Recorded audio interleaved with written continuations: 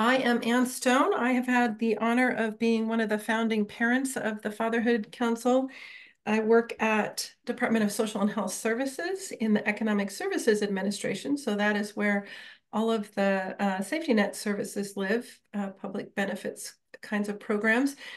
But I really work for the Washington Fatherhood Council, which is a very broad, diverse group of state agencies, local partners, advocates, but very importantly, dads with lived experience that make up at least a third, and some of our meetings, probably more like half of the room.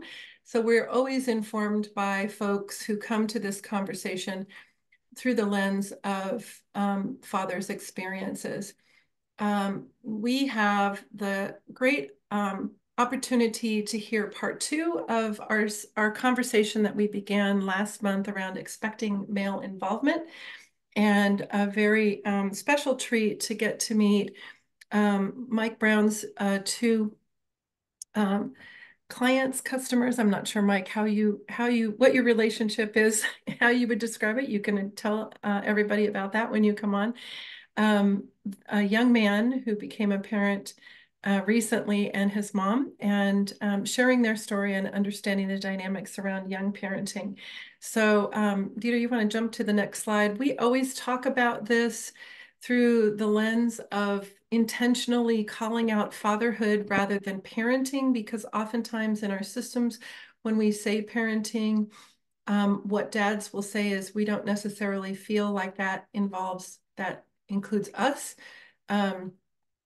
So the research tells us why we do that. And we do that for really four main reasons. There are three here, but I'm going to amend that because it's so important for us to be thinking about the fourth one when we come together. And the first is just very basic, but not well incorporated data that we know fathers make a positive impact on child and family outcomes. And just remember, when we use the term fathers in the context of this council, we really mean a very big tent. That's any kind of father figure, same-gendered parenting, trans parenting, anybody who plays that role. There is a unique role around biological fathers and children, but we really focus on all kids, all father figures and fathers. And the reason that we know that that's important is that fathers play a unique role in child development. Nature created a system that required two sets of parents and two different brains and two different types of parenting styles to create those neural pathways in early development that lay down our resilience and our social and emotional skills over the lifetime. And it is super important that we have those different parenting styles in terms of children's well-being and how they develop. So it isn't just we need them at the beginning and then we need their paycheck. And that's what a lot of the stereotype is around, right? We hear that still even now in this decade, that fathers are really not that necessary, except darn it, we got to get that financial support. But dads are nurturers, dads are guides. It's a really perfect system when it works well to get kids a good start in life. And then lastly, on this list, we know that there are lots of resources for families, and there are few resources that are culturally specific for fathers. And so we really need to work intentionally about how we think about that and how we support fathers to become the fathers that they aspire to be. And then lastly, before I turn this over, just a couple other quick things. We are always focused on the child and family as our North Star, and that means co-parenting. So thinking about when you use the word single parent, what do you really mean about that other parent? Are they in the child's life? Are they not in the child's life? If they're not cohabitating, what is the shared parenting time that they have? Those are all really important things for us to think of as we interact with families. And so I would say there's a fourth key message here, and that is that we need to be very intentional about thinking about whole families very concretely in terms of how we set up our systems. So I am going to just thank our sponsors, the Department of Social and Health Services and the Department of Health, for this wonderful series. We have now spoken to over 2,000 of you over the last couple of years about topics on fatherhood, and we're super excited to launch this conversation with Mike and Sarah and her son. And so I'm going to hand it over to Mike Brown at the University of Washington. I'll let him tell you what he wants to tell you about his role and his background. Thanks, Mike, and thanks, Sarah, for joining us. Thank you, thank you. Absolutely. It's a pleasure to be here, rocking my Bills gear, as you can see, and I'm happy to be in community with you all. My name is Mike Brown. My pronouns are he, him. I'm the Senior Director of Community Engagement at Cultivate Learning, and I'm joined by, you didn't know what to call her, but I'm going to call her the homie. I'm going to call her a friend. I'm going to call her a colleague, and I'm also going to call her family. So, Sarah. Thank you so much, Mike. I'm honored to be here and to be able to have this opportunity to connect through family, really, because Mike was introduced to me by my sister who works with him, and to provide a platform of empowerment for not only my own son who is a teen dad, but others that are in similar situations. That we were talking a little bit before we started, that this isn't very often we get opportunities like this for empowerment and celebration of dads who want to be involved, regardless of their age or their situation. So we're really happy to be here. Thank you so much, Mike. Thank you. And I'm going to pop it over to D to introduce himself real quick. What's up, homie? He's on mute. You're on mute, buddy. Sorry about that, guys. I'm D. Um, it's good to be here today. I was looking forward to this just because of the fact that not a lot of times do I get to talk about my experience as a teen dad. Normally, it's something that, like, when I go around kids my age, I don't really talk about it that much just because I know how uncommon it is. But I'm excited to be in a space where that's encouraged and no judgment. Thank you, Mike. Absolutely. And so we're going to get started in a little bit, but I just want to set some context. First of all, I want to start by opening up and saying that we're all on Indigenous land. And so it's important not just to do a land reflection, or excuse me, a land acknowledgement, but to really reflect about where you are in this world and how are we all a guest on Indigenous land. And so I hope that you take that and think about how can you receive with the mind? How can you determine with the spirit? How can you give with your emotions? And how can you hold with the body? All the different ways we can continue to support Indigenous storytelling, because today is all about storytelling, about Indigenous journalism, question around how do you support destructive and maybe extractive practices of Indigenous cultures, land, resources, and souls.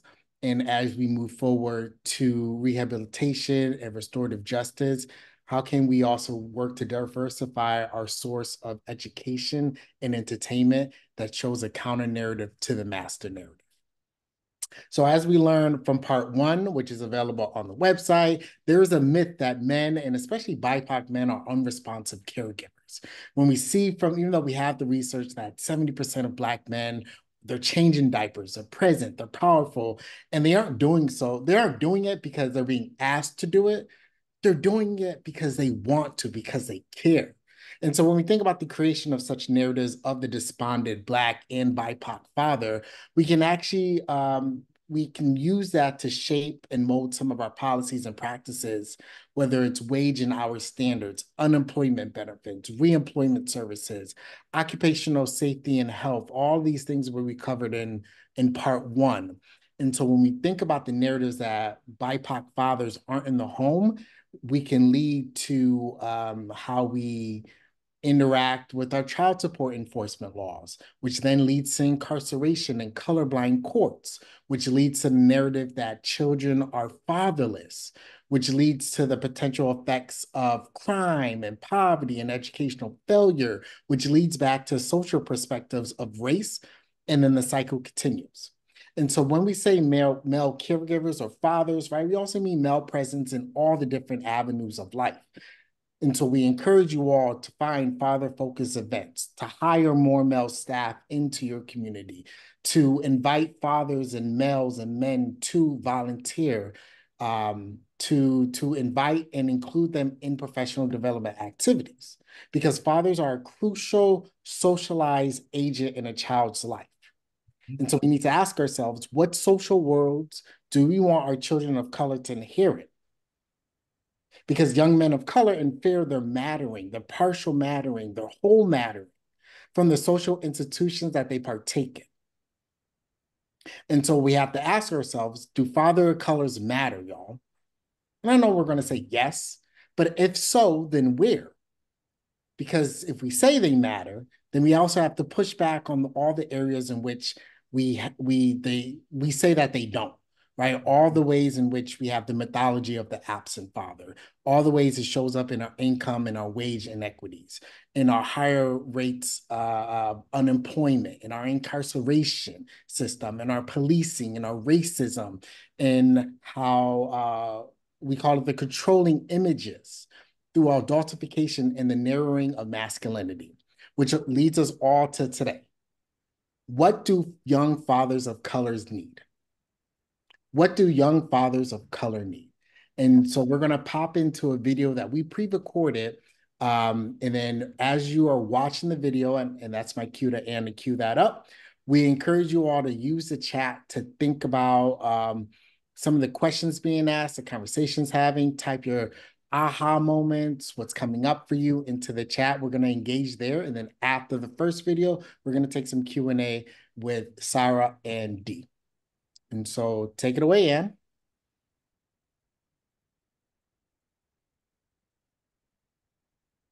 JHU. Yeah. I guess we'll just start by what's your name? What's your story, dog? So my name is Diaco Vasconcelos. I guess why I'm here today is to more so talk about teen parenthood and specifically teen parenthood of people of color. Obviously that's not the only thing that my story consists of, being a teen parent.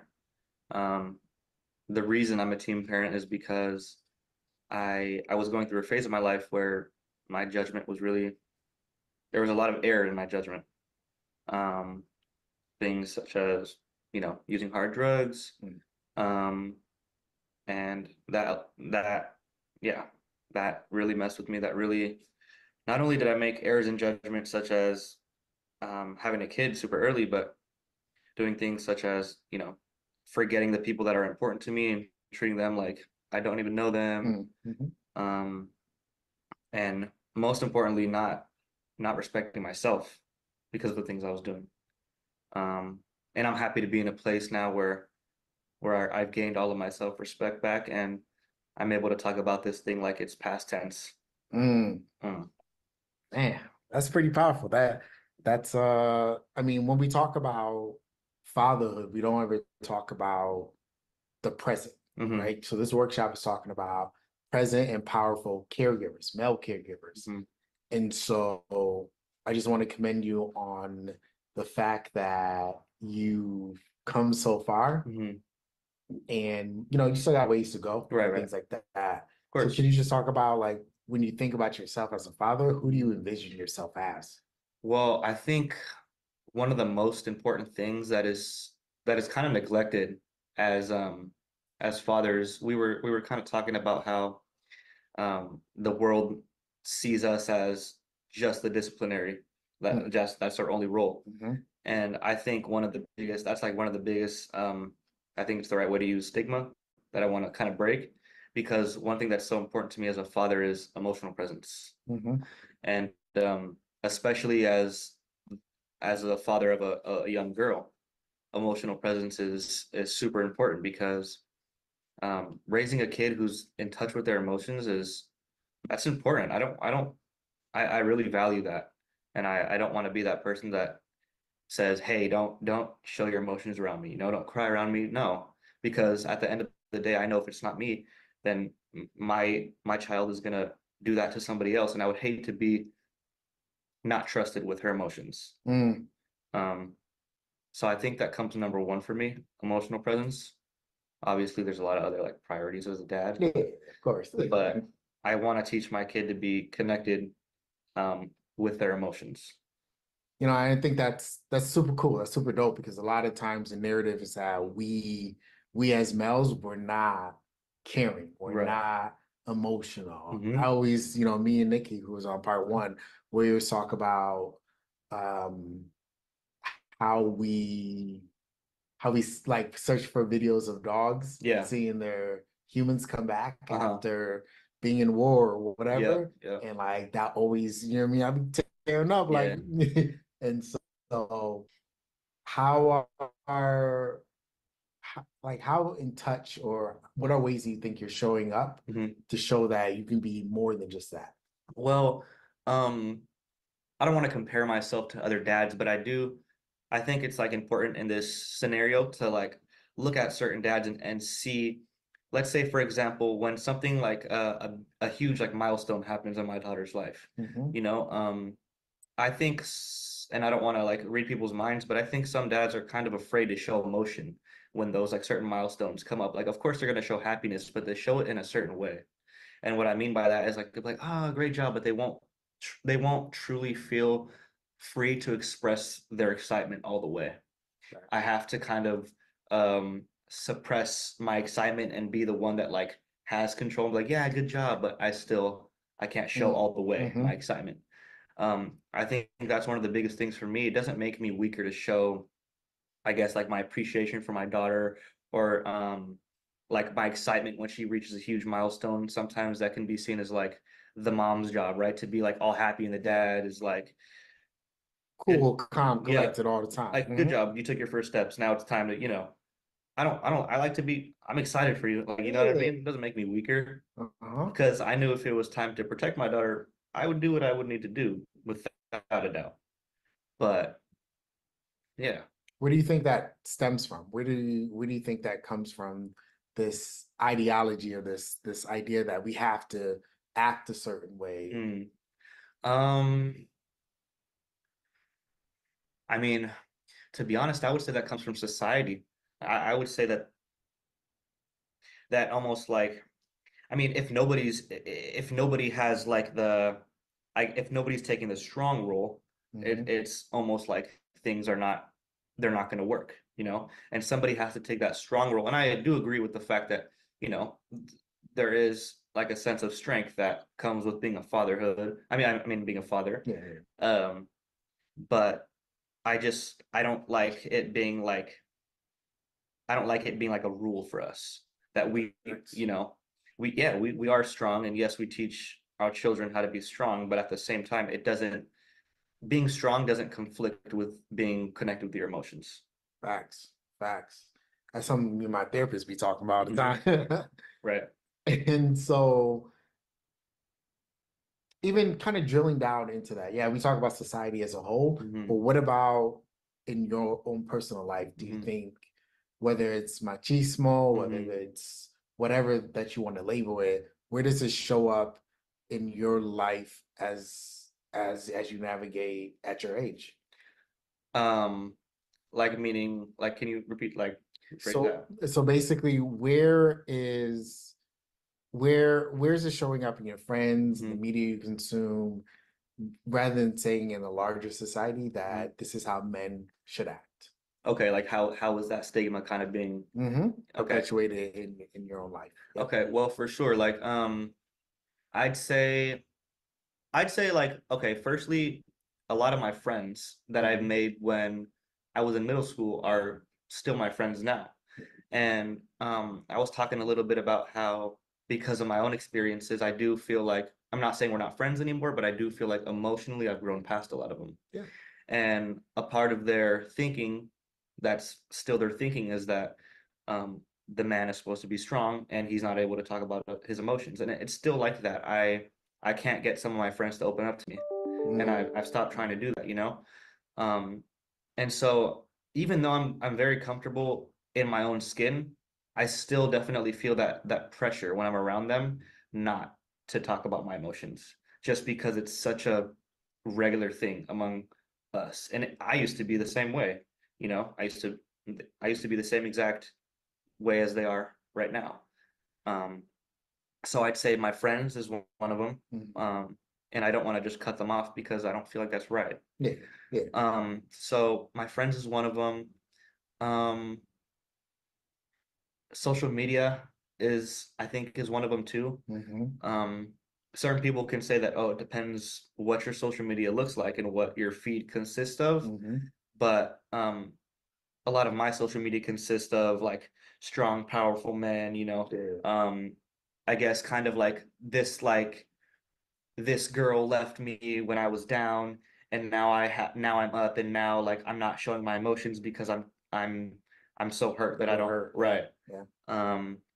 So that's one of the big ones. And even as like connected as I am with my emotions right now, I still get a craving to kind of like be machismo when I see things like that on social media, because it gives you a sense of like, oh man, I'm gonna do that too, you know?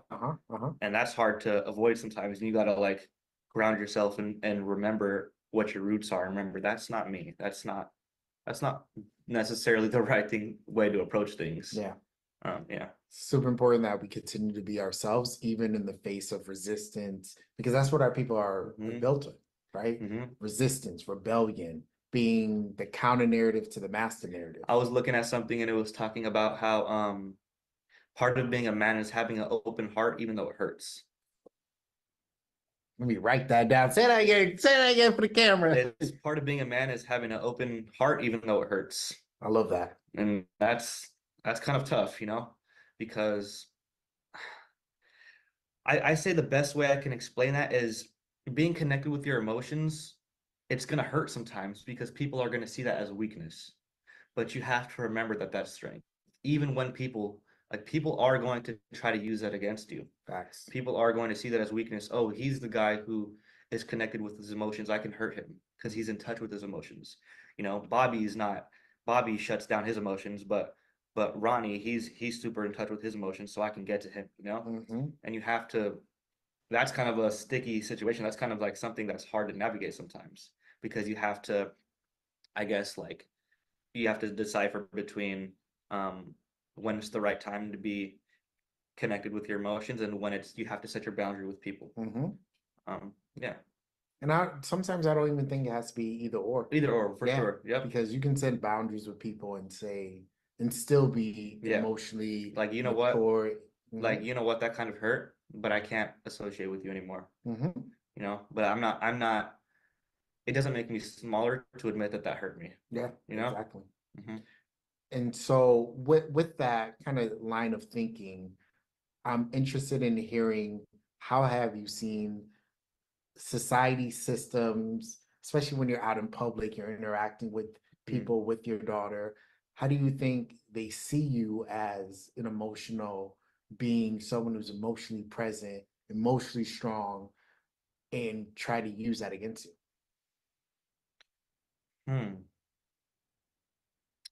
Well, are you more asking how, so people see me as somebody who's connected with their emotions, and you're asking how they use that against me? Yeah, absolutely. So for example, people are like, oh, Mike, you change diapers. Oh, you soft, you stuff like that. Right. And so they try to weaponize that against me. And it's like, well, I might change diapers. Yeah, I might cuddle. I might do all of that.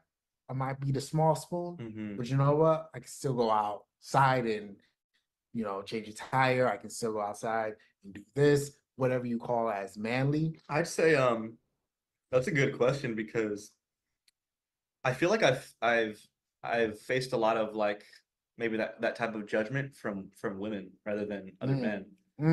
And I'd say like when I first got home, I did have my attempt at a relationship, and the fact that I'm a dad kind of increased like my emotions when it came to like wanting a relationship. I kind of wanted someone to be like a stepmom for my daughter almost.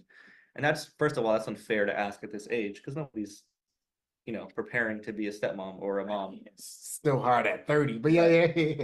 For some sure. people. But I remember moments like I had my girlfriend at the time over, and she was witnessing me and my daughter's interactions, and she would see that like I'm the only one taking care of my daughter at the moment, and I have to do things like you said, changing her diaper, rocking her to sleep, Mhm. doing all the things that the mother would be seen as doing. And I could see how, especially because we come from a culture that's like the man does this, the woman does this. Mhm. She looked at me a little weird, even though she didn't say anything about it, because she might have felt that it was wrong. She Mhm. looked at me like, I wonder why is he doing that, you know? Mm. And that kind of like definitely hurt a little bit because that's somebody I cared about, but at the same time, I prioritize my daughter over any girl. Yeah, absolutely. And so it's hard. I'm not going to explain myself to a girl and be, hey, I have to like this is, you know, if you're judging me about who I am as a father, it's not my responsibility to explain myself to you. But this is what I have to do because at the same time, I'm not with the mother of my child. I don't live with her. So when my daughter's with me, I'm kind of like the mother and the father. Yeah. Um, so yeah. I'm interested in hearing about how have you rediscovered yourself Hmm. and relearned about like who you are Hmm. as a person, and then what are you learning about yourself as a father? Well, I think I think one of the biggest things I guess I wouldn't say like learned about myself, but I would say relearnned about myself Mhm. because I knew that empathy has always been a big part of me since I was a kid. It's been taught to me through nurture. Like Mhm. you're like when somebody gets hurt, you help them, you know? Yeah. And I'd say like I kind of disconnected with that as I started to go through my struggles in life. Mhm. And having a child really helped me reconnect with that because it was almost like it wasn't my choice whether to be empathetic or not. Like Mm. it almost like it when your daughter gets hurt or it does something to you, you know what I mean? It does something to you and you cannot change that. And that was one of my biggest things, reconnecting with I guess you would call it a soft side, but reconnecting with my emotional side. Yeah. Um, not saying you have to have a kid to do that, Yeah. but just saying it really did something to me in that aspect. And so switching gears to you and your co-parent, Hmm. what is that relationship like? Because you don't live together, you don't I like that. I like this question. you don't live together. And so I just wonder about what does that relationship look like? Okay. How are you navigating it? What are the challenges? Mhm. And also what are the strengths? What are some things that you want to celebrate about that? Okay. I like that because so basically, yeah. So me and my daughter's mom were not together. Um, so right now I'm not even doing the communication when it comes to picking up my child. My mom is the third party, and Mm. actually having a third party that handles the communication is really a good approach to that because I feel like if I and this is no shot to my daughter's mom, you know, all due respect to her, but I feel like if I was being the one in charge of the communication, that she would use that as a way to manipulate me Mm. and she would use that as a way to almost bring up things that she knows are emotional for me to pull me back in. And I feel like it's my responsibility to prevent that from happening. And I wouldn't necessarily say she's like a threat to my family, but I don't think she's the best person. Let's say this, I don't feel like she's very aligned with my way of thinking. Okay. And keeping it as keeping it cordial is very important to me. Mm-hmm. And it sounds kind of cold when I'm saying like, well, I can't talk to her, but the reality of things is that I have to be very short when it comes to like my communication. Like things have to be brief. They have to be the communication has to consist only of what's important to know about my daughter. Yep. And I learned that there cannot be any how do you say like there cannot be very much emotions in that kind of communication just because that's when the manipulation takes place. And, you know, like I said, she's not a terrible person, but I can't blame her for wanting the dad of her daughter with her. Yeah. But yeah. I think it's good because you're balancing you know, communication, you're balancing also what's good for you. 'Cause a lot of times, and it's not being self-centered. Mm-mm. It's not saying, it's not putting you above your daughter. Nope. It's you actually saying, I value our daughter so much Mm-hmm. that for our well-being as a family, as for myself, as well as for my relationship Right. with my own family, with my relationship with my daughter, Right. I need to prioritize us being short, professional, whatever that may look Yep. like, because this isn't about us. And I feel like if I'm back in this relationship with Mhm. you, our daughter's gonna suffer. Right. And I can't say that I'm perfect, you know. I've kind of had to learn the hard way when it comes to me and my co-parent. I had to learn the hard way. I had to learn why I'm truly being, I guess you could say, like professional and brief with her. And I had my therapist talking to me about it and giving me the same exact advice that like I'm telling you right now about like being, you know, professional. Mhm. But it's almost like I didn't believe that until I had to experience it for myself. So I did have moments where like I was very it was very sentimental almost because that is the mother of my daughter and I did want to Absolutely. pursue that relationship because or for my daughter, I should say. Yeah. But I realized that I was being kind of selfish because I was more fulfilling my own desires rather than doing what's best for my daughter. And that's the last thing I want to do. And that the last thing I want to do is have my daughter in a situation where she's like, Dad, I would have been better off if you and mom weren't together, but now just because you wanted to be with her, now I'm struggling. And that's hard, you know? Mhm. And so I really had to make a decision about what's most important to me. And as you're saying that, it just reminds me of a lot of times the narrative is if you're not together with your child's mom, Yeah. from a male perspective, then you're absent. And I want to talk about that a little bit just because I have faced that stereotype as an absent father, as a father who left his daughter's mom, you know, and I have been, I guess, seen as the wrong, like the guy who did wrong to his, Yeah. you know, and she definitely did her part of kind of like perpetuating that victim stance. And it was hard to because I'm not gonna go on social media and be like, well, she did wrong to me, you know. I'm Yeah. not gonna play some petty game. I had to kind of let my own work speak for itself. Mhm. And I did tell the truth about the fact that like when people ask me, why are you not with your daughter's mom? You know, because they might see it as I'm the wronger, Yeah. like I'm Yeah. the guy who's doing the wrong. I say she's just not the best person for me, and being with her isn't what's best for my daughter. And so that kind of it kind of lets them know, first of all, I don't have anything to prove to you, but second of all, I'm making a decision based off of me prioritizing my daughter. Mhm. And so, what are ways in which people look at you as seeing you and labeling you as absent? Mm-hmm. How are you combating that stereotypes? In which ways are you showing up for your daughter? Well, I talked about emotional presence, but physical presence obviously is one of the most important things. Even though I'm 17 at the moment and I don't have a full-time or part-time job right now.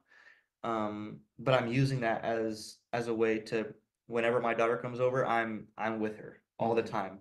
And yeah, I do post her on social media, not for other people to say, hey, you know, Because you're proud. yeah, I'm proud of, you know, I'm proud of my daughter. I love her and my social media consists of things that are important to me. And so obviously my daughter's a part of that. And when people see that, they see, okay, they had really no choice but to see, oh, this is the truth. He is present for his daughter, you know, and that feels good because I don't want to give anybody ammunition to say he's absent, you know. Um, not trying to prove myself, but at the same time, being a present father is important to me. So yeah. And so, thinking about the males in your life, Mhm. can you talk to a little bit about the male role models? You want me to name names or Just like how are they showing up? What have you okay. gleaned? What have you learned from Okay. them? Gleaned from them? What are you taking from them and applying Mhm. into your relationship with your daughter? Yeah. Or just in general, like how are they helping Me. shape you? Okay. Um, I was talking to my mom about this. I think one of the most important aspects of being a man is you can't I feel like it's childish to dismiss the truth. So let's say, and I was taught this, if another man is telling me something that I know is valid, I can't dismiss the validity of that. Facts. Because the second I do, like let's say somebody's calling me out and holding me accountable because I might be having an attitude, I can't say, man, like get out of here, leave me alone, because the second I do, you make yourself look like a little boy, Mhm. you know? And that's the last thing I want to do. I want to look like, or not look, but I want to be a mature person who is respectable, not somebody who's like, when people talk about me, they're like, oh, he never listens. You know what I mean? Yeah. And so listening to the truth and being receptive to it, even when it hurts, is one of the biggest things that my male role models have taught me. Mhm. I guess that kind of intertwines with accountability. Mhm. And so how are you juggling with the accountability piece? How are you juggling all the life events? I mean, you're 17, you have a child, you're going to school, Mhm. you're looking for work, you got to be present with your family, all Right. these other things.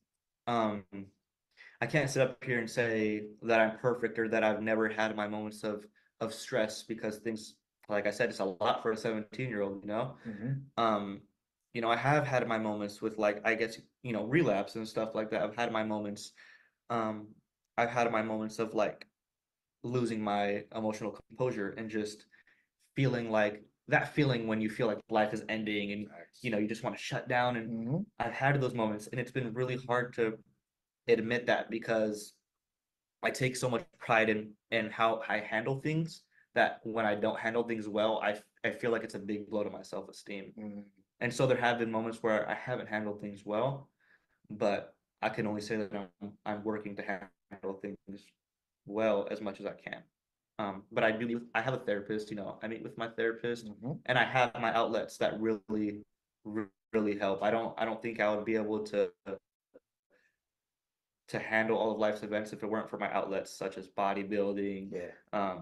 such as just, you know, I think bodybuilding is one of the main ones, yeah. So yeah, I think outlets are super important. So I know that you got your grandpa down the road. Mhm. I guess what have you, because he came from which country again? Iran. He came from Iran, and he had your mom and your aunt pretty young as well. Yeah.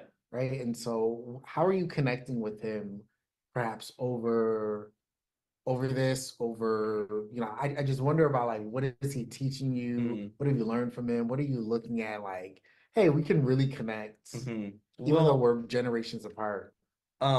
so specifically, are you asking if having a kid early helped us connect even more, or are you more so talking about how we connect as men in general? Both. Okay. And like what wisdom have maybe you've seen him and you go, wow, I've never thought about that, or Okay. you're providing me with something I just never Well, clicked. one thing about my grandfather, he's a very philosophical man. He is, I met Very him. philosophical. So I think one of the biggest ways that we've started to connect, especially as I've started to grow into a young man, is having somebody there to understand him. Because I grew up in a family of predominantly women. So as men, it was very hard to feel understood. Mhm. And you know, as a young boy, of course, I wasn't able to validate his emotions like he needed. But as I'm growing into a young man, I know I'm starting to realize that I'm feeling some of the same emotions he feels. Mhm. And not only am I trying to understand him, but now I crave that understanding too. And so I guess we're kind of meeting each other's needs in that sense. That's one of the biggest things we need as men, to be understood. And so what do you want your daughter, say, in 20 years? Because she's 2 right now, right? 2? One. She's 1? Yeah.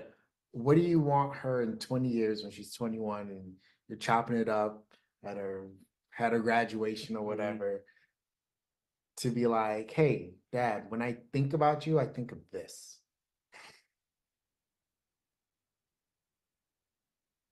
I think emotional presence, like I said before, is definitely one of them. Like I want her to tell me, you always made, I wanna thank you for being someone who I always felt so free to feel my emotions with. Um, I don't even, it's kind of interesting because even though her mom, like even though the mom, like I said, is seen by society to be that one where it's like, Mhm. you know, the soft side, her mom necessarily isn't very in touch with her emotions. And so I want to be that person that she can come to. I don't want to give her no options. Mm. Um, and so I want her to, I guess what's important to me is her to tell me that you were that person. You know, Mm. I could come to you. I didn't have to find that outside of my family. And two more questions that are coming up to my mind is to piggyback off of what you just said. What do you need society to to do or to change, or businesses to change, or whoever's listening right now, and however you're coming to the space, what do you need from them so that you'll be able to enter these spaces and feel like I belong, I deserve to be here? Can you rephrase that question? So a lot of our services aren't necessarily father friendly. Right.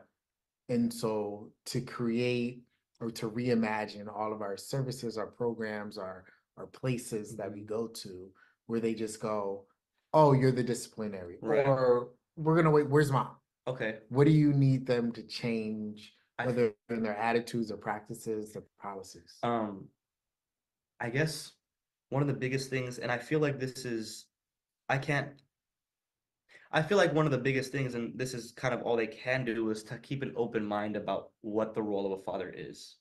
If everybody just kept an open mind and about that, and I guess like when they think about a father, didn't limit like their beliefs, like they Mm. didn't like put limits on fathers, didn't put like limitations on them when it comes to what they're supposed to do. If everybody thought that way and didn't have limits, I feel like it would make me feel a lot more comfortable. And I can't necessarily say society has to do one thing to do that, because really all you can do is people have to keep an open mind as a group. Like people have to put an effort to keeping an open mind, and everybody has to do that in order for fathers to feel more safe Mm. in their own skin. Because I know that I feel secure in my emotions, but I know that there are other teen fathers that are struggling with showing their emotions, Yeah. you know, and it's not they didn't just like become, they weren't born with that, you know, they were taught that you're not supposed to be like this. Yeah. And it is kind of frustrating that like society did that because they weren't born with that, you know. Yeah. And I know how it feels to suppress your emotions. It feels bad, it feels terrible. um and I guess that's like my one wish for society, to keep an open mind and not to put limitations on what a father should be. And so my last question is, what would be your message to other teen fathers? I would say you're going to want you're going to want to you're going to hit a point in your life where you're going to want to still be a teenager and do fun teenage things.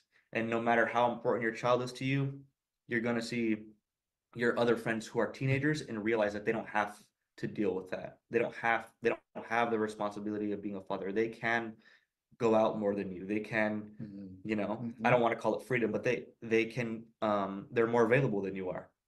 And I want to talk about kind of that availability, and not seeing that a lack of availability as something that like makes you less cool, or something that you know. I think one of the biggest parts of being a dad as a teen is being vocal about the fact that you have different responsibilities now. And I'm really glad that my friends can respect that, because they know that when they're doing certain things, I can't do those things with them because I have a daughter. Like, you know, I can't go and stolen cars or do just crazy stuff that people used to do. You know what I mean? I can't afford to do that anymore. Like, I used to be the one who was like, I used to be the one who did that. You know, I used to be the one who started that. Like, oh, you guys want to do something? I'm the one to come to. You know. Now I'm like, oh, you guys are doing something. Let me just stay away from that. Yeah. You know. And one of the biggest important things as being a teen dad is making sure that you have people around who prioritize your kid just as much as you do. Right. Yeah. Appreciate you, dog. Yep.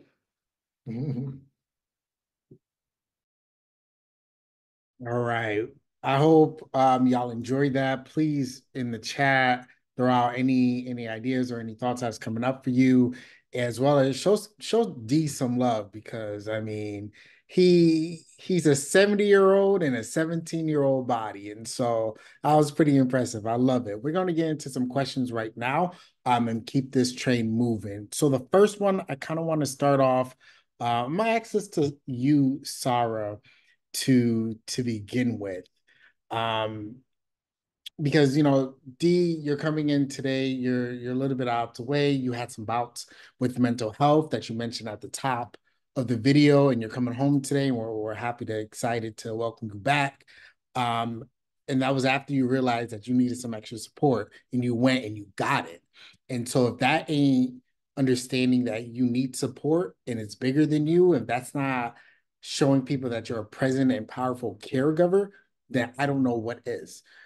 And so, what are some of the signs that Sarah you saw in him, as well as D? Let's get you off mute too, that you've seen in yourself, that made you said, "Hey, I actually need to go and get the support." Yeah, that's a great question. And thank you for bringing transparency to our story here, Mike, and destigmatizing talking about mental health, because we always want to step into that courageous space and be part of that. Our story means so much more, and our recovery as a family means so much more when we're able to give it away.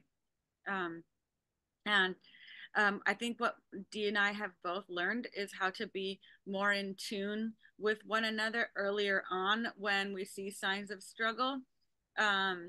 Maybe things like self isolation or closing the channel a little bit, stopping to use the tools that are so fringe, unfortunately, in everyday kind of culture out there, just popular culture, especially amongst young folks, amongst the teens, still not normalized to go to therapy, to journal, to be in touch with your emotions. Like a lot of the stuff that Dee was shedding light upon, far beyond his years, in the interview that y'all did. And so, yeah, I'm not going to be afraid to call him out, but also connect in a loving way when I see, like, hey, you're not using your tools right now. Remember, we put these in place for a reason. If you want to go and seek rock bottom, I don't have to provide a space for you to hit rock bottom in my home, in front of my face, in my space where I'm now supporting you and taking care of your daughter and raising your daughter. So holding that firm and loving boundary, but saying, if you do need support, if you do need help, I am willing to provide that. And look, you're going to become an adult soon in the eyes of the law. This is what adults do when they need support. They reach out and they proactively go and get it. So to lovingly and firmly both provide that pathway for Diaco and also model for him how to provide it for his daughter. Love it. What about you, D? For me, yeah, I want to piggyback off of what my mom said, just because of she said something that was important. She said we had a conversation and she talked about, you know, when grown-ups are going through problems, this is what they do. They it's their responsibility to get help because they can't be forced into it anymore. And I think that's such a big thing for me, just because of the fact that, I do have a kid now and I almost feel more responsible to get help when I need it. I don't feel like, I guess the best way I can put it simply is that my clock is ticking. And I keep that in mind, especially it just feels like I'm doing things for a greater cause now. I always look at the bigger picture. Before I felt like I had such a selfish mentality, but I almost feel like that's not an option anymore. Um, and I think that was kind of my root motivation to say, you know what, I need help. I need to be not only in the right mental place for myself, but mentally be in the right place for someone I'm responsible for. And so going to a question that we saw in the chat is around male influence on you growing up. Who was that? What did that look like? Both the good and bad, because we're shaped by both experiences. Could you just give a little bit about that? For sure. So, yeah, I grew up with a stepdad for the first 12 years of my life. And he's not a part of my life anymore, but he wasn't a bad dude at all. I woke up in the morning, ran to him and, jumped on his back. Like I saw him as my superhero, especially because of the fact that, I knew nothing else but that. He was my dad in a sense, he was my dad. And so that was, I guess, one of the main ones because he was like my dad for 12 years of my life. But I also had, and I'll also my grandfather, I don't want to dismiss him. He's also another role model that taught me a lot. He taught me a lot about emotional connection. Um, and so, yeah, I think I've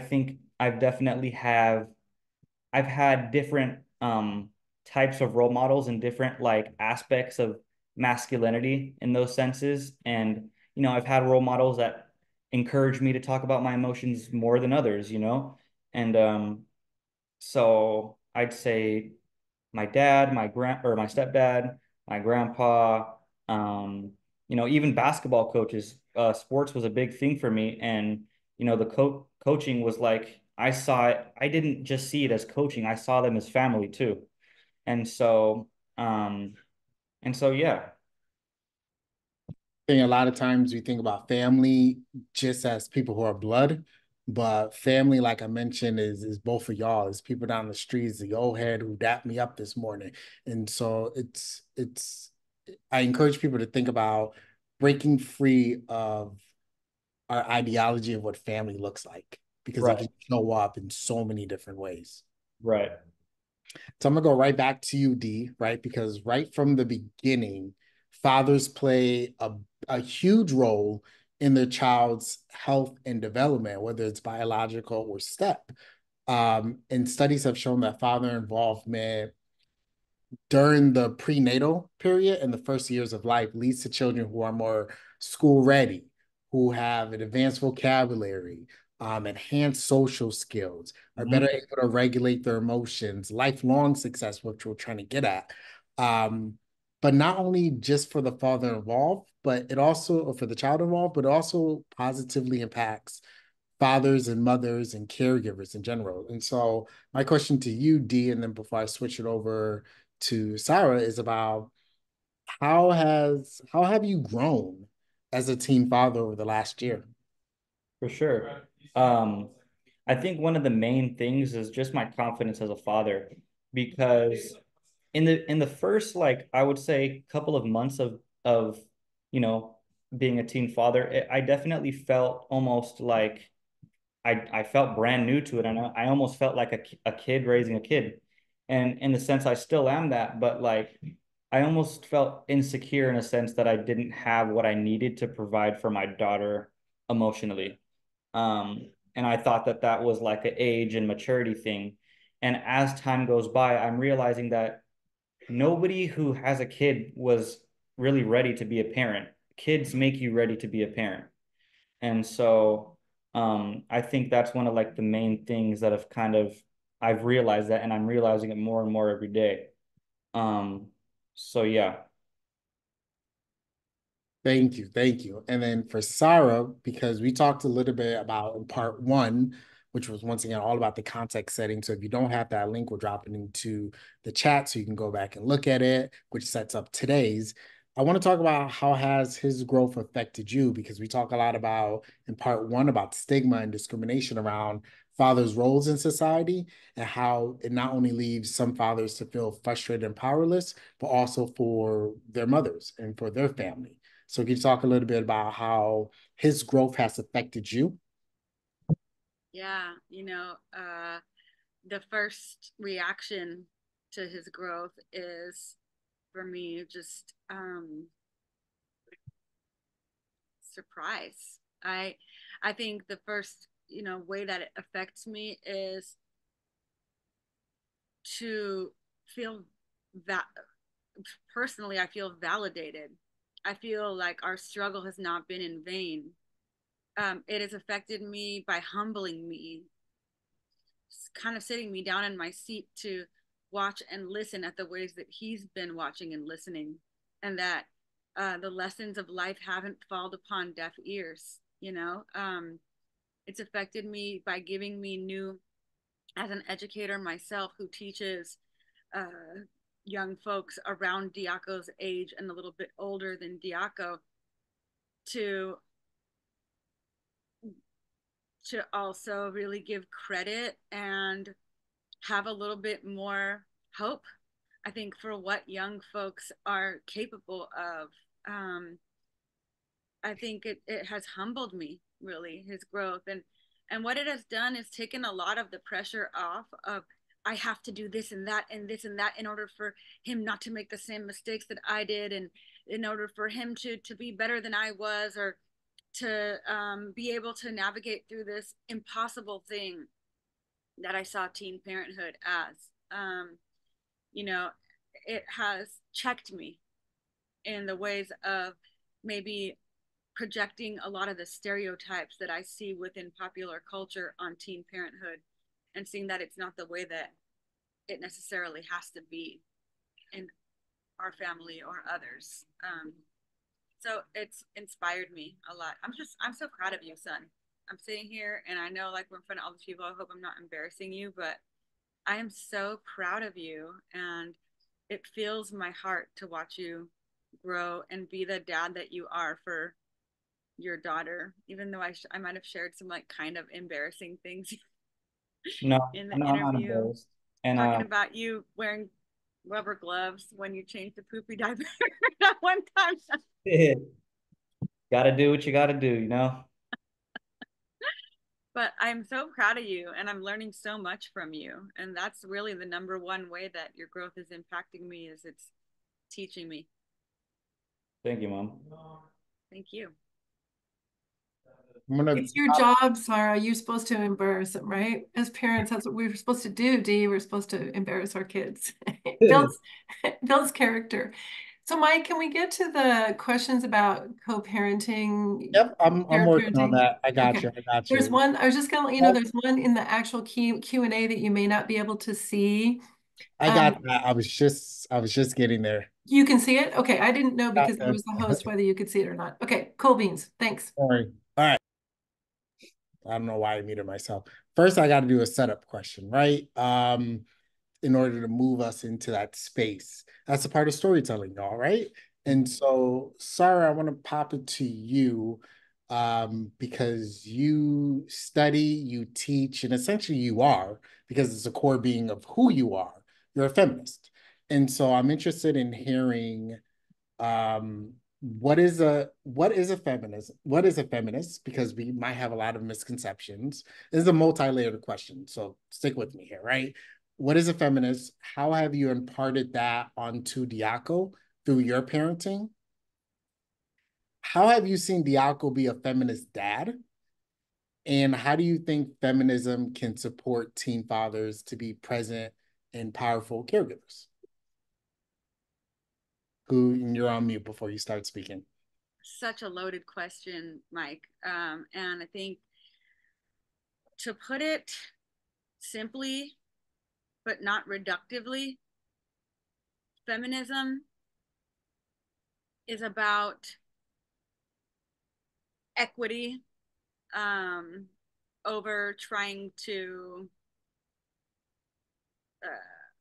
kind of eliminate differences between gender identifications, between identities in general, right?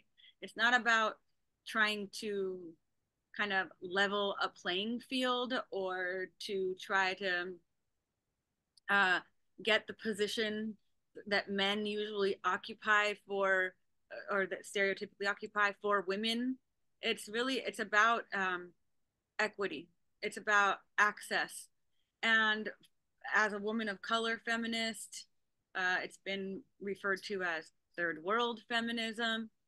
you know, my role is as a feminist who teaches ethnic studies, who teaches art history of people of color, is to really call out more what feminism is not than trying to define what feminism is. And my feminism for myself personally doesn't reside in my body.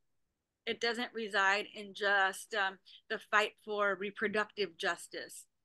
I can't call myself a feminist and then, for example, exploit undocumented domestic labor or vote in favor of a war, in support of war that is hurting women and children in other countries. Like these are the things that you know, and I think about within feminist movements of people of color historically in this country, how women have had to push not only against, you know, the mainstream and the patriarchy, however you want to understand that, you know, it's become such a buzzword, but also to push against white feminism, to push against white liberal feminism, or to push the doors open to be able to kind of be included in those spaces. So, of course, Diaco, as a father of a young, you know, as a father of a baby girl, I've seen instinctively how his parenting has flowed in a direction that defines his own feminism, his own relationship with feminism. He does that by not parenting through gender stereotypes and mother or father binaries. He does that by encouraging her to really be independent and to look at what it is that interests her and to celebrate that. He does that by not enforcing upon her behaviors that are supposed to be, you know, feminine or, you know, not masculine, you know. And so at the risk of, I don't want to like make this too academic, but I want to talk about and I want to bring up the ways in which some people of color have refused to even use the term feminism. Like the Black Panther women call themselves womanists. And there's a reason for that. It's because sometimes we're not included as women of color. And Diaco's daughter being like what, 8 different ethnic backgrounds, you know, truly a mixed little girl, is really carrying a powerful bloodline. And he's got his work cut out for him to celebrate the ways in which she can be empowered and raised to spread that empowerment. And so I want to talk to you, Dee, about how you're taking all of that, those wisdoms, those ideas that your mother imparted upon you, and how you then applying it to essentially your baby mama, right? And what is that co-parenting plan that you have with her? And is that court appointed? Is that something that you created on your own? And so how is that living and flowing in real life? Yeah, so I think the first part of the question is kind of tricky, but I can answer how I'm navigating the co-parenting situation in general. Would you like me to do that? All right. So yeah, for sure, I talked about like my therapist making suggestions to me on, you know, I guess how to interact with my daughter's mom. And a lot of it, what he told me was kind of what I said, just a lack of sentimental emotion. And I think I talked about, you know, having to learn that the hard way. And, you know, just to be more transparent around that, I kind of did try to force a relationship with my daughter's mom when I did try to do that at one point, you know, and I had to learn for myself that I guess she, like, our desires are different. She more desires to have the father of her child right where she wants him at all times, and I more desired just to have a happy family. And so, you know, obviously going through that and figuring that out is why the interactions are so brief and so professional and just the way they are now. And now I am still having my mom do the pickups and the drop-offs, but like my mom said, I'm coming up on 18 pretty soon and I can't rely on that forever. And so I am going to come to a point where it's going to be her dropping off the baby to me and me picking her up, you know, and it's going to be just us. Um, and it's still going to be my responsibility to have that strength to say, you know what, I don't think being in a relationship is best for us, and to continue with that mindset, even though my mom's not being the third party in that. Um, and so right now, I guess to make our relationship more clear, like me and my daughter's mom, we don't have any social media interaction. She does not view my social media. She's blocked on Instagram and things like that, just because I don't want her having updates on exactly every single accomplishment and every single thing I'm doing in the moment, because I do fear that she's gonna, use that, and I don't know what she's gonna use that for, but I just fear that she's gonna use that for something negative, and I protect myself that way, and so that's how I operate. Thank you. And again, if you have more questions or thoughts, please pop into the chat. We're going to keep this train movement. I want to talk about healing, because that's how we started with mental health, and I kind of want to roll back into that.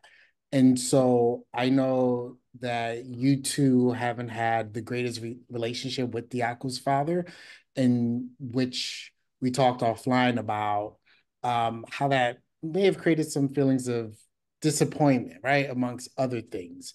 And so now you, as a father, Diako, how are you seeing your relationship with your child as an opportunity to heal your relationship with your father? And then Sarah, the same question to you. Yeah, for sure. I think for me, just realizing the fact that, you know, my it's almost as if I understand my biological dad's emotions like perfectly now, even though he was never physically present in my life. And I can understand his emotions around, not being physically present, not being there, even though I'm not in the same situation. I can put myself in the same situation and kind of run a pre-interpretation and say, you know what, based off of how much I love my daughter, how would I feel if I wasn't present for her? And being a dad really allows me to do that. And I can't say I was able to do that before.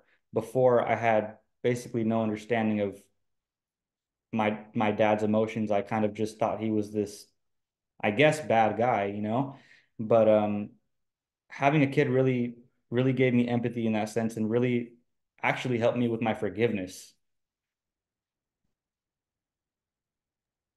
Thank you, Sarah. Yeah, I think I always tried to just not speak ill and follow the kind of unspoken rule book about that. Like, don't speak ill about the other parent. And in doing that, I might have overcorrected so much that we just never spoke of the other parent. And we didn't really have a starting point to begin processing or healing that. And I kind of always had a sense that it would be Diako that would lead the way with that and show me his readiness or his need to talk about it whenever he was ready, and I think that some of the ways that Diako is talking about interactions with his daughter's mom, as we were going back to previous question, about feminism, that we can kind of see how like that respect for the other partner, and not just the other partner, but in this case, this young woman is kind of being also taught, and he's practicing it through that interaction, and he's thinking about also and having compassion for how difficult it is to maintain a co-parenting relationship with the other parent. And so he's shown that he's starting to process now, and he's starting to forgive now where it comes to his own biological dad, kind of um, through that experience, and maybe setting himself apart as a feminist in those ways, the ways that his biological dad maybe wasn't able to be.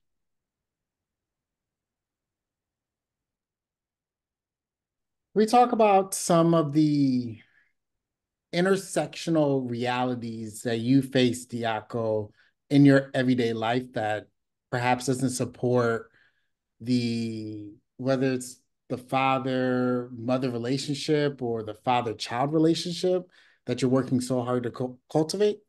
Uh-huh. I'm sorry, I didn't understand the question. Can you say it again? So thinking about your intersectional identities, right? The intersectionality part around that, whether it's your culture, your gender, your class, the fact that you're a teen, right? You're a student, all these different things. How are those affecting your relationship with your child or with your baby mother? Like how are like my different cultures and my I guess different parts of myself affecting that? Exactly.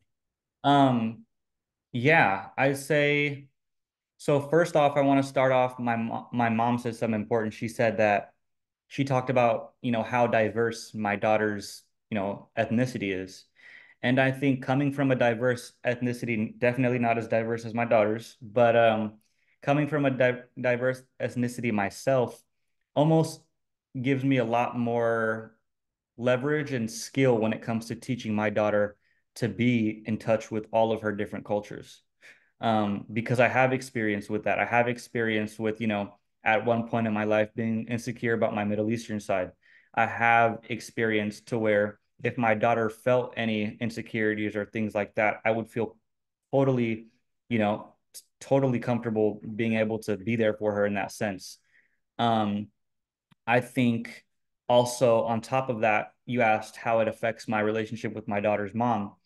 Um, I think I think me and her are definite because she's black and Filipino and I'm Mexican, Iranian, Colombian.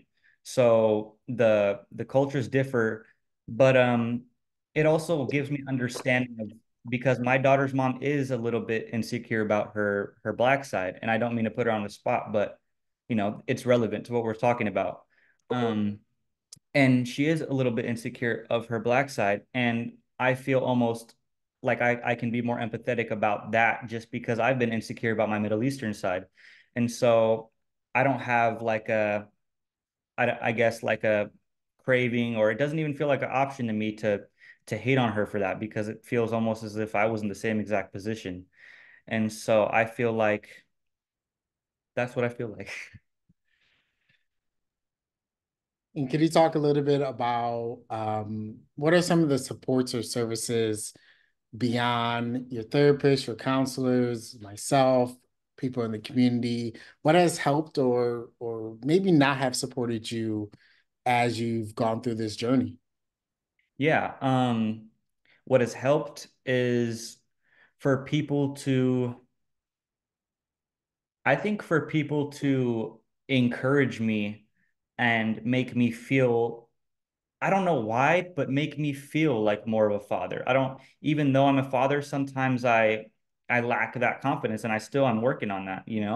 I'm not perfect. And when people tell me things like I'll have my friends like you're such a good dad, dude, or like look at like she looks up to you, like those type of that type of praise and affirmation is super important to me. And I think continuing that is I value that. And I think when it comes to what has kind of inhibited that growth, um, kind of the opposite of that kind of thing. I mean, I haven't really heard anybody tell me I'm a bad dad, but just the limitations that I talked about before. You're allowed to do this and you're not allowed to do that. I to the bottom of my heart, I really don't appreciate that. And I like to have that freedom, that emotional freedom. Um, yeah. And then for Sarah, who disappeared on me, maybe I can get her back her attention. I'm going to ask a question around because the first part that we talked about was a lot about myths in part one. There's a lot of myths that are bestowed upon our males. And so can you talk about the ways in which you're seeing Diaco debunk them in real time? Some of the myths that you've seen? And you're on mute. Thank you. Sorry about that. I just had to ask the gardener if he could give me a moment of silence outside in the I was like, oh, I don't want to just change my setting. Yeah, talking about some of the myths around fatherhood and specifically teen fatherhood, I'm guessing, and related to the intersectionality piece. Mike, yeah, I think the myths are in large part formed by popular culture. And we think about that, it's like, it sounds funny to say this, but like I think about like Maury Povich and things like that, that are kind of like spreading a lot of this kind of the scandal and the hype around how it becomes like a baby mama, baby daddy drama, especially around people of color, and how we often are sensationalized a lot of the time, and kind of exoticized.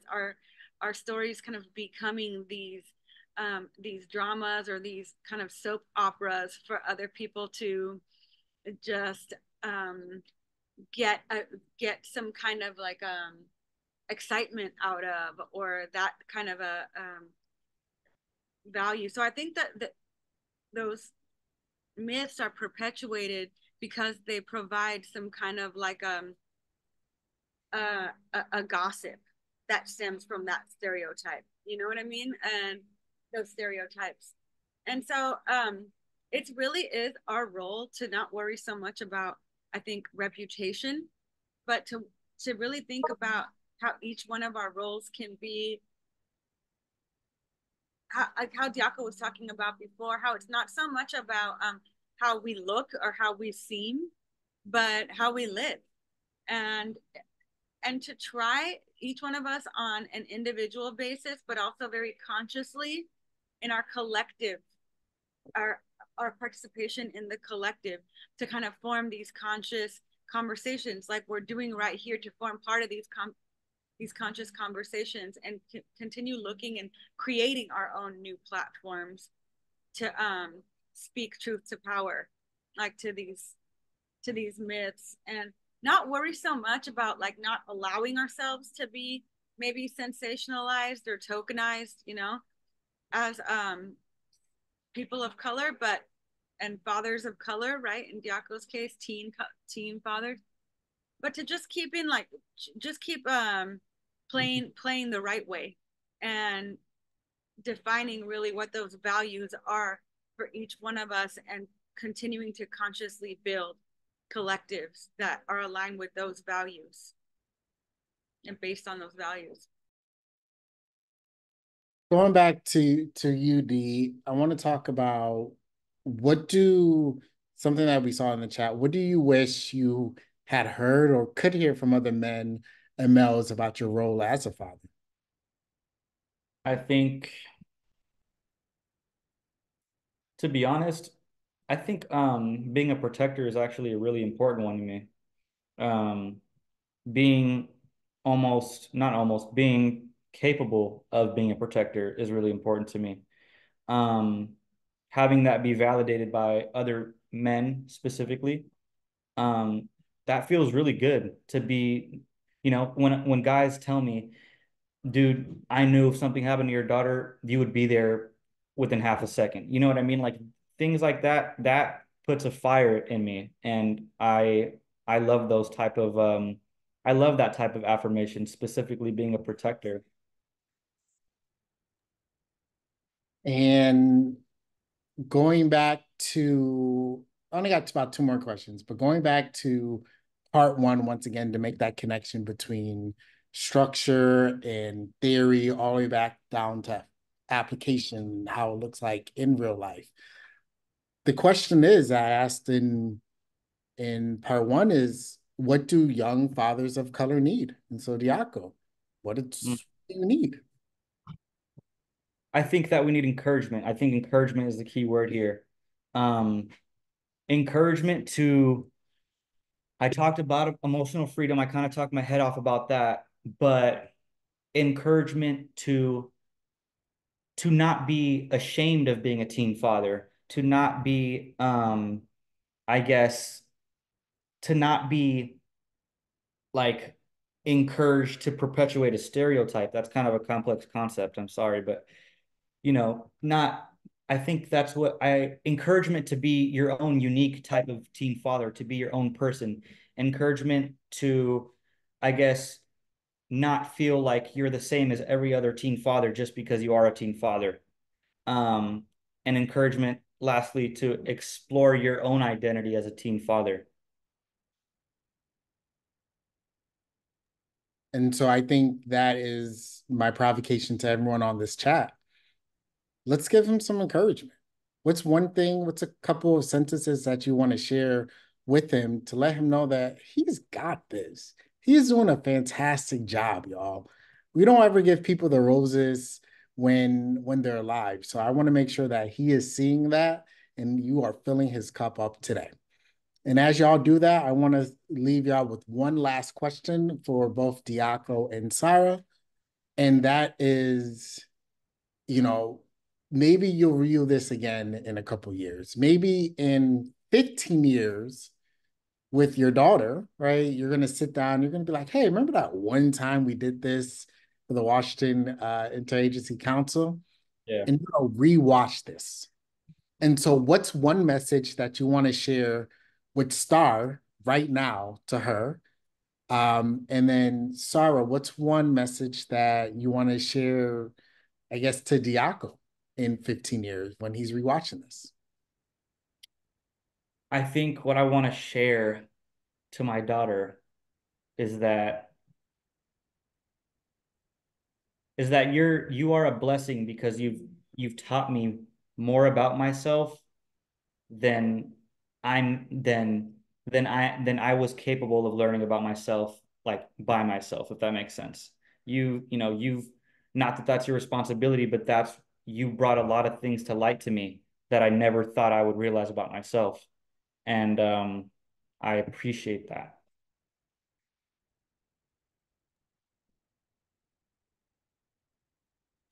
And Diaco, I want to say that I love you.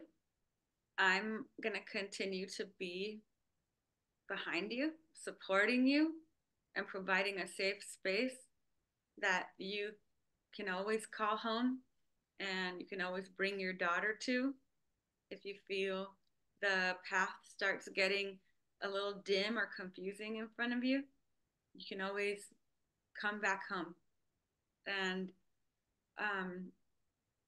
I am going to continue to learn from you and always be here to teach whatever I can teach as well through the things I did right and the things I didn't do so right. And I want to give you all the encouragement that you need from here, from your home base, that I possibly can. You are doing great. You are doing great. You are a great young dad. And there's going to be a lot of benefits to being young with your daughter. A lot of benefits, a lot of things that you're going to be able to enjoy in ways that a lot of parents right now are not able to, because of your youth and how you're so close to her in age. Right. In a lot of ways. So don't forget about the benefits and what a gift and a blessing this is, to be a parent, and just keep fighting the good fight and sharing and giving away your recovery to others. Keep doing your work of service. Thank you, Mom. I love you. And so before I turn it over to Anne, I would just end with, the conversation does not end here, actually. There's 2 additional recordings that we did because once again, learning distance just happened in the 90 minutes that we're together. It happens 365 days of the year. And so we're going to leave you with 2 additional bonus interviews, one that I had with Sarah and then one between Diaco and Sarah to continue the conversation. So thank you. Anne. Amazing, you two, you three. I put it in chat, Dee, but I'll say it out loud. I am just awed at how much you have learned after having been a parent for 1 year that many parents still haven't learned. And your ability to have your North Star really be your daughter is such an adult place to be. And I'm just so appreciative of both of you for sharing your stories with the kind of candor that you did. It really helps folks to hear stories. So I will thank you profoundly for your time. Thank you, Mike, for everything you do with us. It's always so thoughtful and so meaningful, and lots of love coming to you through the chat and appreciations. We have a lot going on right now, and so I'm going to do a little bit of a fire hose moment here at the end. Please do fill out the evaluation. It helps us determine where to go from here. Please do go back to our website and look at prior sessions if there's a topic that strikes you, because they've all been amazing. We have our summit coming up. So to Mike's point, learning doesn't ever stop. I hope for any of you, I hope you're always learning. And one opportunity to continue to learn is to come to our summit in Tacoma live, all of you. And I see folks in this group that I've already seen on the registration. So for thanks to you that have already signed up. But it's a chance for us to come together and continue this conversation. We have been doing a study of fathers in Washington over the last year, and that will be released on that day with our partners. And of course, we will always hear from fathers at every event we do. So we'll have a panel of dads. And there is a survey out right now for fathers to share their voice directly with the study. And Dieter will pop that in the chat as well. And sadly, Dee, we can't do adolescents because the research people say there are special things you need to do when you're working with people that aren't yet adults. So that's a bummer to me, but it means to me that in the future we need to do that. So I am going to definitely lobby that with our researchers to say, how do we capture this amazing voice? So please forward the survey to dads, to any dad that you know that might want to fill it out. And please fill it out yourself if you have that hat that you wear when you come to this table. So the next session, we go from something which is very heart and relational to something which is very complicated and legal, which is the child support system. So it's a bit of a shocker. We're going to take you a little bit out of this space and into the space of how do you interact with a system that's hard to understand. Jim Ward, who I believe was here today, is going to be doing that for us. And Dieter has already put that link in the chat.